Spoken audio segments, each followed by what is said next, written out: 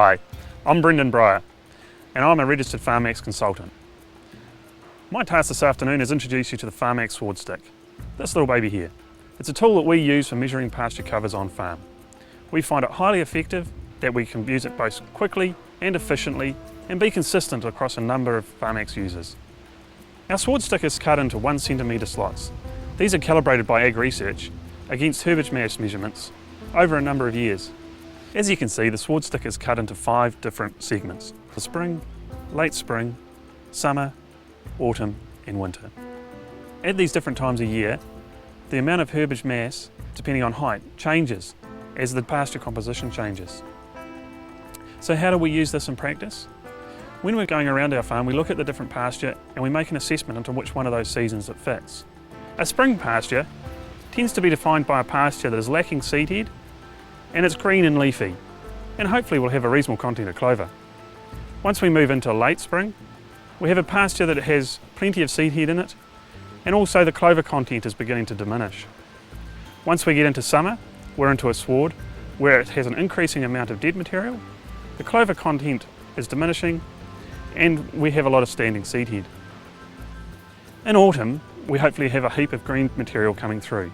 This will be fresh tillers emerging after autumn rain in a summer dry environment, or it'll just be new grass coming through in a summer moist environment. We'll still have a reasonable amount of dead material at the bottom. Once we get into winter, this dead material would have diminished and we'll pretty much have a pure sward of grass with a little bit of clover. When we're moving around the farm, we may find that we have some paddocks that classify as spring.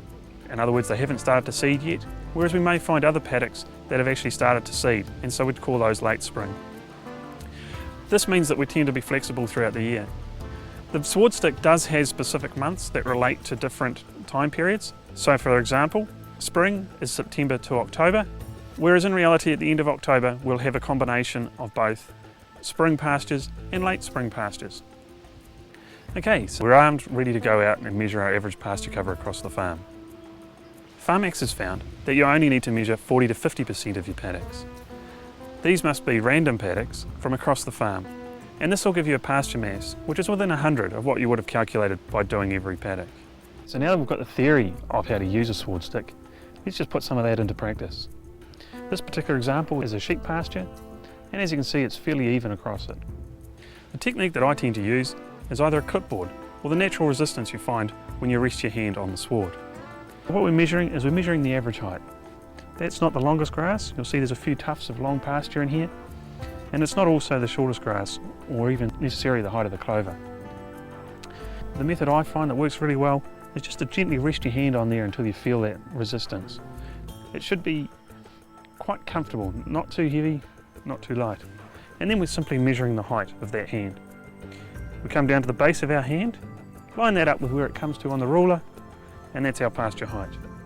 So this paddock here is at about 1100 kilos of dry matter per hectare. But I prefer to use something like this clipboard, which will settle out at the average height of the sward. So we throw that down there, measure the height, take a reading as to where that sits. That one's 1850, and then record that in our list.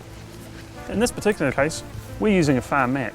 It makes it easy to record which paddock we're up to, and it also helps to figure out where we are and which paddocks we've still got to go.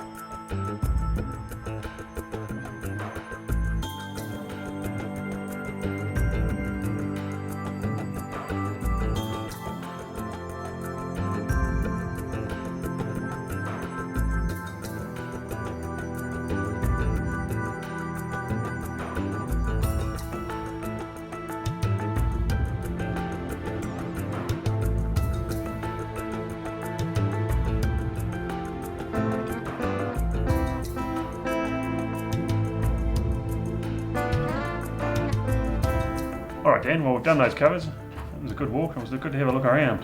I suppose we better work out what the average is. Righto. Well, this is how I do it. Okay, well that's going to take us a month of Sundays. Maybe we can do it quicker through using the pasture calculator in FarmX. Yeah.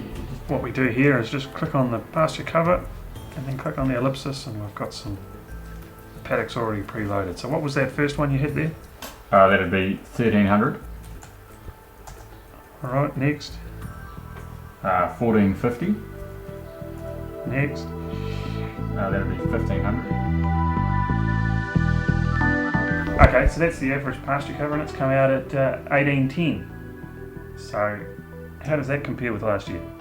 Oh, I'd have to go and get my old maps and find that out, to be honest. But it seems about right. It looks right, feels right in the paddock. So I think that'll get us through the winter, right? Now that we've done that, I might shoot through and get some of my actual jobs done. Well, no, I think we need to do some more planning here. I mean, what do you think's more important than doing this?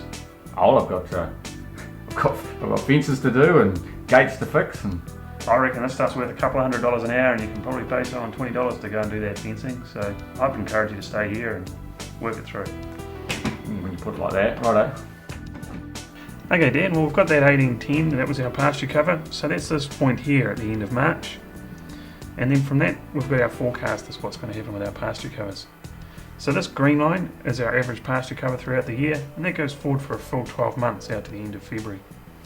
That's based on those assumptions we put in around pasture growth and the different livestock classes that we've got on, including the sheep and the bulls. Righto.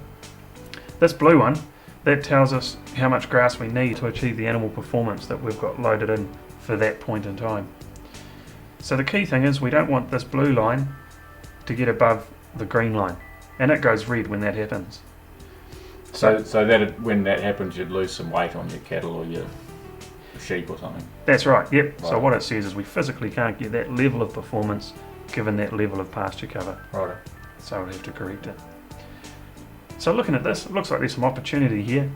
We'd expect our crunchiest time to be in early spring when we're lambing and we're just trying to feed our cattle. And so it looks like there's an opportunity there of a couple of 100 kilos of dry matter to look at carrying some more stock through the winter. So we need to go and have a look at how that might work. Okay, Dan, so that pasture cover graph was based on these growth rates that we got from the next door neighbour, and we've also allowed for a bit of nitrogen there in the autumn. Now we'll just move across. We've got up here 5 different tabs. The first one was our pasture. Our second one is our sheep, which is our ewes and their lambs and your hogget replacements. We've got your bull beef in there as well. There's a cropping tab, but we're not using that because we're all grass. And if we had supplements, we'd feed them under the supplement tab.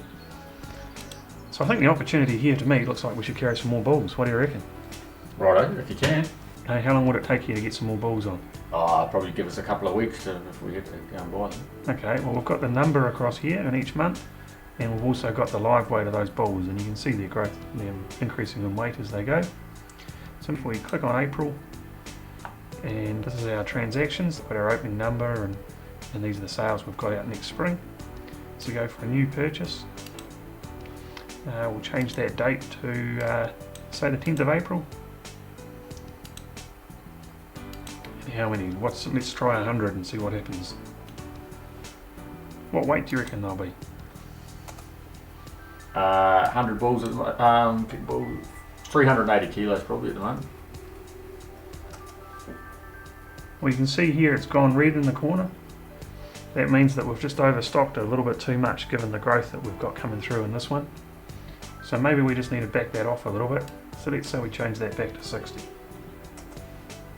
All right, I see. So now the cover will get through with the animals we've got on. Yeah, and we'll still have a bit of a buffer there in spring if needed. Only thing though, what if we have a bit of an autumn drought and the grass doesn't grow in April and May? And then I'll be right in the poo, won't I? Okay, well let's go back and give it a try. So we'll go up here again and we'll turn our bull beef off and turn our pasture back on. And we've got 26 budgeted in for April. Do you think you've had enough rainfall to make that happen? Yeah, well, maybe, or maybe not though. I think perhaps it might only do 20, say, for the month. Alright, let's type that in.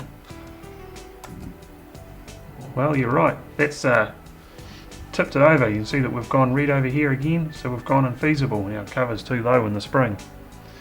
Alright, so perhaps we better knock it back to 30 new bulls. Alright, let's do that. turn our bulls on again, into our transactions, and we'll change that to 30. There you go, that fits nicely. You happy with that? That sounds pretty good. How much can we make out of them? Probably a $350 margin. It's $10,000 extra that we could make this winter.